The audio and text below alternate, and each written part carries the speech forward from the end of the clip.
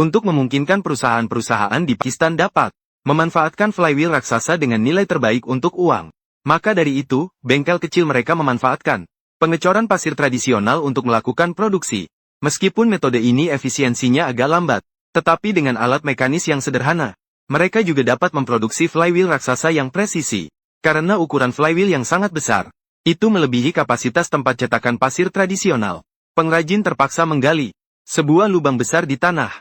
Lubang ini digunakan sebagai tempat cetakan saat pengecoran. Pengrajin menyebarkan lapisan pasir cetak di dasar lubang. Sebagai dasar untuk model pengecoran, pengrajin yang berpengalaman menggunakan sebuah pipa persegi bersama dengan alat level, sehingga dapat membuat dasar yang datar. Selanjutnya, mereka menusuk banyak lubang kecil di bagian bawah dengan sebuah tongkat. Kemudian, mereka menyuntikkan karbon dioksida. Jumlah karbon dioksida yang banyak membuat pasir cetak yang sebelumnya lunak menjadi keras. Setelah dasar mengeras, pengrajin menggambar sebuah diameter 2,2 meter dari lingkaran, menentukan ukuran utama cetakan roda berat, dan meletakkan alat penghalus di tengah.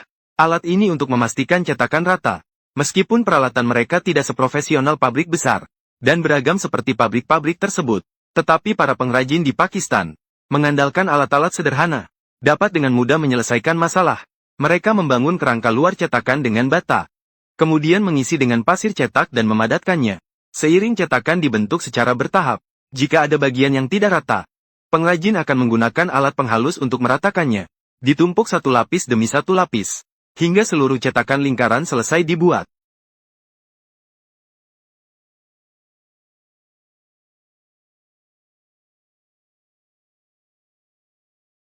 Selanjutnya, para pengrajin mulai membuat cetakan berbentuk kipas untuk roda berat. Penampang roda berat adalah struktur cekung. Untuk memudahkan pembuatan bentuk ini, pengrajin pertama-tama memisahkan cetakan lingkaran roda berat. Proses ini relatif sederhana. Cukup mengisi bagian dalam cetakan dengan pasir cetak. Kemudian dilakukan pemadatan dan perataan. Terakhir, mengeraskan pasir cetak dengan karbon dioksida. Segera bisa mendapatkan cetakan segmen yang akurat. Setelah pelepasan cetakan, pengrajin akan menempatkan cetakan di sepanjang lingkar dalam garis sambungan pada dasar pengecoran. Desain ini tidak hanya memudahkan pengangkutan dan penyesuaian, tetapi juga memungkinkan pengrajin untuk segera melakukan modifikasi yang diperlukan. Setelah penempatan cetakan segmen pada dasar selesai, pengrajin akan melakukan pengukuran yang teliti untuk memastikan posisi setiap bagian tepat. Segera setelah itu menempatkan 6 cetakan bulat di atas dasar. Cetakan ini digunakan untuk pengecoran lubang pengurangan berat pada flywheel, dan juga berfungsi sebagai penyangga. Pengrajin terus-menerus menumpuk cetakan segmen di atasnya. Selesai membangun dengan cepat seperti menyusun balok. Kemudian pengrajin mengisi dengan pasir cetak celah-celah cetakan segmen, sehingga membentuk cetakan permukaan penyangga atas yang utuh. Setelah itu menggunakan blower berkekuatan tinggi, membersihkan pasir cetak yang tersebar, dan sepenuhnya meniup bersih area pengecoran. Setelah selesai dibersihkan, ahli meletakkan cetakan lubang poros pusat flywheel di tengah-tengah lubang pengecoran, menggunakan penggaris untuk terus mengukur dan menyesuaikan, untuk memastikan posisinya tepat dan akurat. Kemudian mulai menutup cetakan, mengelilingi cetakan dengan pasir cetak, untuk mencegah selama proses penuangan, cairan besi merembes dari celah.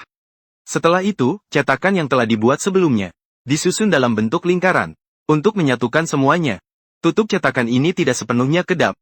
Mereka menyisakan beberapa lubang, karena gas yang dihasilkan selama proses penuangan. Inilah yang disebut lubang ventilasi dan saluran penuang. Tujuannya adalah untuk menghindari cairan besi terbentuknya gelembung saat menuang, sehingga memastikan kualitas cetakan. Untuk mencegah selama proses penuangan terjadinya pergeseran cetakan.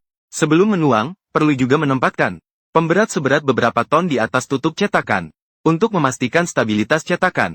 Setelah semua pemberat ditempatkan, cetakan pasir untuk flywheel sudah siap. Baik, kita dapat melanjutkan penuangan.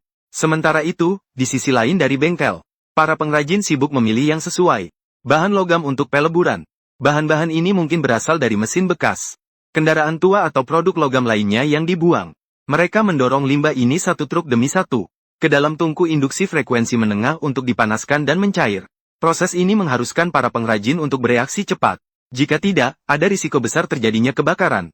Dengan pemanasan di bawah peralatan canggih, potongan besi bekas hanya memerlukan 2 jam untuk sepenuhnya mencair menjadi air besi. Setelah itu, menggunakan sistem hidrolik, tubuh tungku diangkat perlahan. Pertama-tama, air besi yang mengandung kotoran dibuang untuk dibersihkan. Setelah menghilangkan kotoran, air besi dipindahkan ke dalam sebuah bak baja. Bak baja seperti ini setidaknya harus diisi dengan 5 ton air besi. Dari sini kita bisa lihat bahwa flywheel yang dicetak sangat besar. Kemudian, bak baja yang penuh dengan air besi diangkut ke lokasi cetakan flywheel. Cairan besi yang membara mengalir melalui saluran miring perlahan memasuki. Pemandangan seketika menjadi berapi-api. Pada saat ini, banyak pengrajin mengamati dengan seksama aliran cairan besi di dalam kotak pasir, memastikan cairan besi mengisi seluruh kotak pasir secara merata. Setelah proses penuangan selesai, cairan besi perlu didinginkan secara alami selama 48 jam. Setelah cairan besi mendingin, menggunakan derek untuk mengangkat flywheel dari kotak pasir. Karena permukaan flywheel menempel banyak pasir cetak ini harus dibersihkan dengan teliti, terutama di bagian alur dalam flywheel. Blok pasir yang keras di sana tidak bisa dihapus hanya dengan palu. Harus menggunakan pahat listrik bertenaga tinggi untuk menghancurkannya. Di bawah pengoperasian terampil pengrajin, semua pasir di permukaan flywheel dibersihkan dengan sempurna. Flywheel pada saat ini sudah mulai terbentuk, tetapi masih belum cocok untuk digunakan langsung, karena masih ada sisa penuangan di atasnya. Saat ini pembentukan saluran cor. Selanjutnya perlu menggunakan sprayer untuk melakukan pemotongan yang tepat, untuk mendapatkan bentuk akhir dari flywheel. Meskipun flywheel sudah dicor dan terbentuk, tapi saat ini ia masih merupakan barang setengah jadi yang kasar. Selanjutnya perlu dilakukan pemrosesan pada benda besar ini, melalui pemesinan. Pertama-tama, menggunakan crane untuk mengangkat flywheel ke samping mesin bubut horizontal. Para pengrajin menggunakan jig khusus yang dipesan untuk menjepit flywheel di mesin bubut. Jig ini dirancang khusus sesuai dengan ukuran dan bentuk flywheel, untuk memastikan selama proses pemesinan, stabilitas dan keamanan. Setelah semua siap, mesin bubut dihidupkan untuk memasuki tahap pemesinan kasar. Tujuan utama tahap ini adalah untuk menghilangkan bahan yang berlebih dengan cepat, serta membentuk kontur kasar dari flywheel. Para pengrajin memanfaatkan keterampilan dan pengalaman mereka yang kaya untuk mengontrol mesin bubut melakukan pemotongan besar, secara efisien membentuk flywheel secara kasar.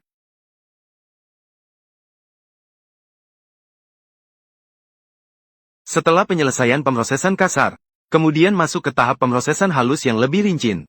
Pada fase ini, setiap kontak alat potong harus sangat tepat. Jumlah pemotongan berkurang secara signifikan. Kecepatannya lebih lambat dan stabil, memastikan setiap detail dapat mencapai standar ketepatan yang ditetapkan. Untuk memenuhi kebutuhan performa flywheel dalam penggunaan nyata, persyaratan kinerja saat digunakan, selama seluruh proses pemrosesan, juga perlu terus-menerus memeriksa dan menyesuaikan alat potong, untuk memastikan setiap bagian memenuhi standar kualitas. Setelah beberapa hari kerja terus-menerus, flywheel raksasa ini akhirnya selesai diproduksi. Proses ini tidak hanya menunjukkan keterampilan tinggi dan kerajinan yang luar biasa dari pengrajin batai, namun juga membuktikan bahwa mereka dapat bekerja dengan sumber daya terbatas untuk memproduksi bagian mesin besar yang memenuhi standar industri yang ketat. Komponen mesin besar standar ini benar-benar mengesankan. Melihat teknologi dan usaha seperti ini, apa pendapat semua orang tentang keterampilan pengrajin batai?